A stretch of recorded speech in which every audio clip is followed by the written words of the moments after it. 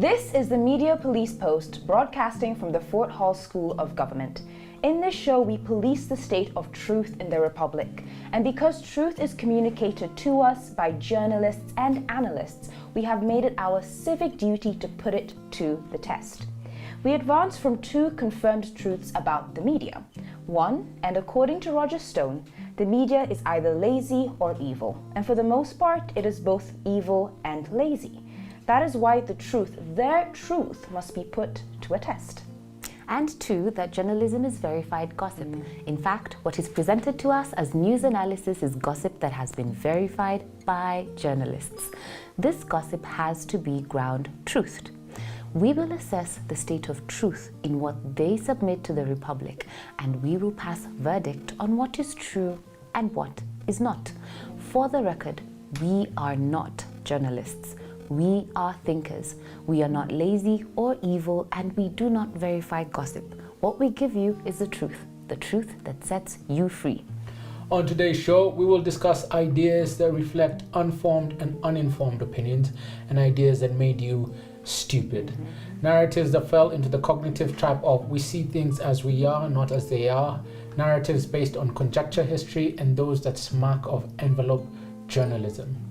Welcome, AX and Ms. K. Thank you. So, the Standard reports that more than 100 Jubilee MPs allied to Mr. RUTO will resign tomorrow, that is the 8th of February. Now, we know that according to Articles 101 and 103 of the Constitution and Section 16(3) of the Elections Act, that a member who has resigned will be deemed to have vacated their seat. And to fill that seat, a by-election will be held. The law is very clear on this point. And so such an action represents a costly political gamble. Gambling is the art of getting nothing for something. And according to Benjamin Disraeli, the former Prime Minister of the United Kingdom under Queen Victoria, and I quote, "There is no gambling like politics." This is because gambling adheres to the two cardinal rules of gambling. First, in gambling, as with politics, the house or the state always wins. This is the golden rule. Second, and according to Professor Mutai Nguni, you should never gamble what you can't afford to lose. This is the platinum rule of gambling. Therefore, what exactly are the Tanga Tanga crew risking? According to Article 103, they are risking their jobs, but it goes much further than this.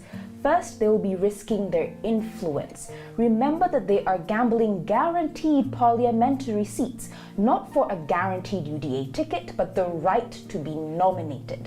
This is because when Duale, Wahome, and even RUTO resign, they are not resigning to be nominees. They are resigning to be ordinary party members who have to go through party primaries like everyone else. This is like leaving your spouse to become somebody else's mistress. Thankfully, resigning UDA members can seek advice from Musalia on this very matter. Second, the Tanga Tanga crew are risking losing a by-election. According to Article 101, when a seat in Parliament is vacated, a by-election will be held to fill the seat. The Speaker will have 21 days to notify IEBC of the vacancy, and IEBC has 90 days to run the election.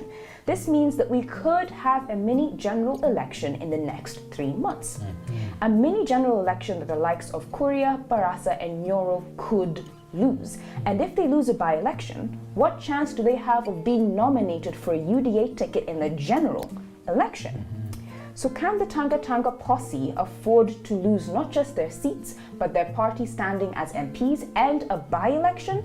And if the answer is no, then why would they take this risk at all? Well, here's the thing, there's a catch. According to Article 101 of the Constitution, it also prevents the IEBC from filling the vacancy 3 months before the next general election.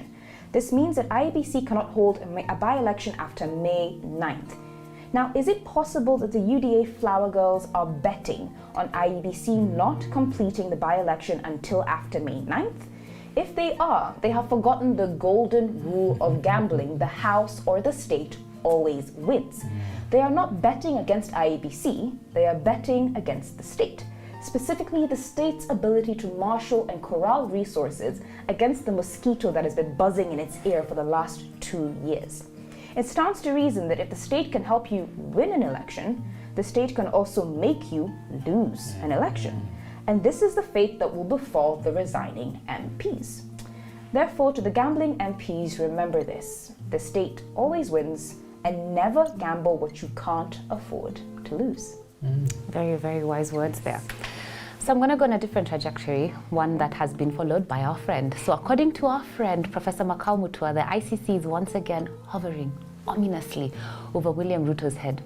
In fact, it is coming for William Ruto, and we agree with him.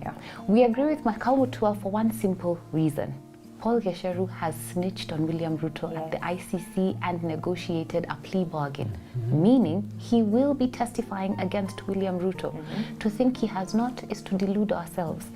So come, let us reason together for a moment.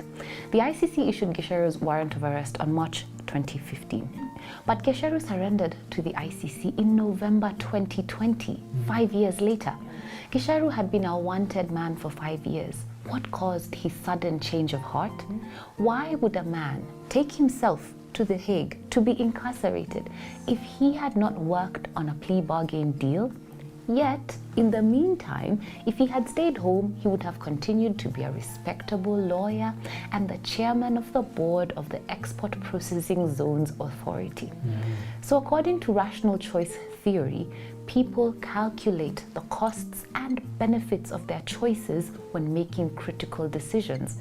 And a person will only carry out an action or make a decision when the benefits of that action outweigh its costs. So Paul Gesheru is a rational man, and after 5 years as an ICC fugitive, if he chose to submit himself to the court, it was because it was in Gesheru's best interests to do so.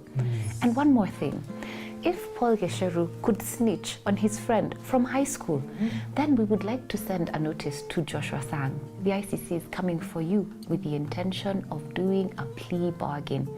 And if Sang is in any way implicated by Paul Gesheru, then he will bargain for a lenient sentence and then give Ruto in as an ICC witness. What is my point here? Just like in 2013, the ICC is coming for William Ruto. But this time, once Ruto goes to The Hague, he's not coming back. This is because Ruto's case was not dismissed. It was simply frozen in time. The presiding judge declared it a mistrial because of witness interference and witness intimidation, and Paul Gesheru is the key that will unlock it. In negotiating for a plea bargain, our hypothesis is that Gesheru has told the ICC everything about the 2008 violence and how it was engineered from Kiambaa to Molo. Gesheru has revealed what he knows and how they interfered with the witnesses. Even the ICC prosecutor has said that the witness interference was conducted for the benefit of and in coordination with William Ruto. But what does this trajectory mean? If Paul Gesheru offers himself as ICC witness, then turns himself in for ICC protection, William Ruto will be Boiro. And the icing on the cake will be Joshua Sang coming out to say that he knows what he knows under plea bargain and witness protection. Good people, politics is just heating up. And as Professor Makau Mutua ended his Sunday article, get your popcorn, amigos. Now, let us talk about the elections.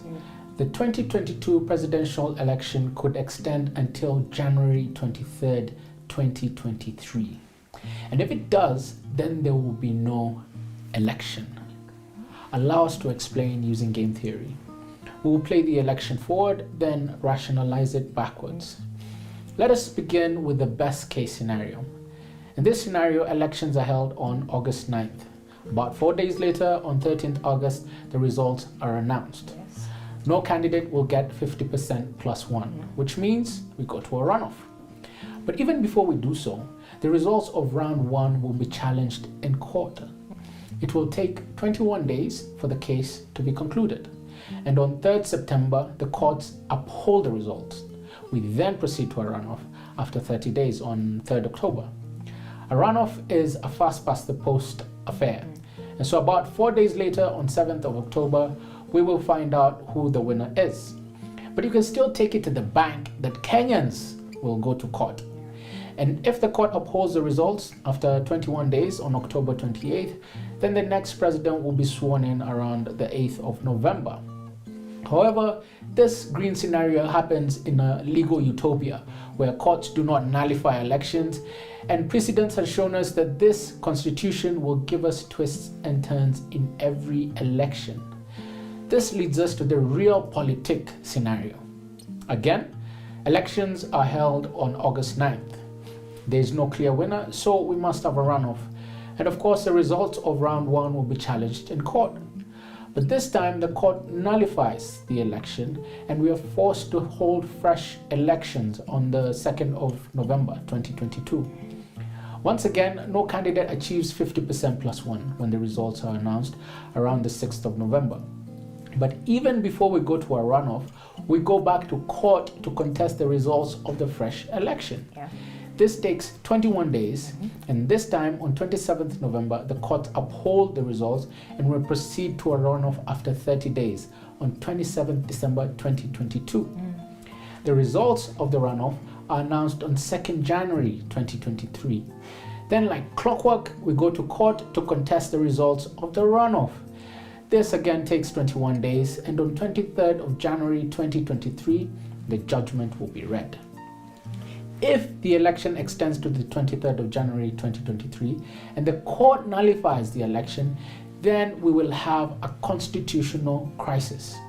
This is because IEBC will not be properly constituted, and therefore it will not be able to hold a valid election. Why is this? The 6-year terms of office of Wafula Chebukati, Professor Gulier, and Boyamolu would have expired on 18th of January 2023.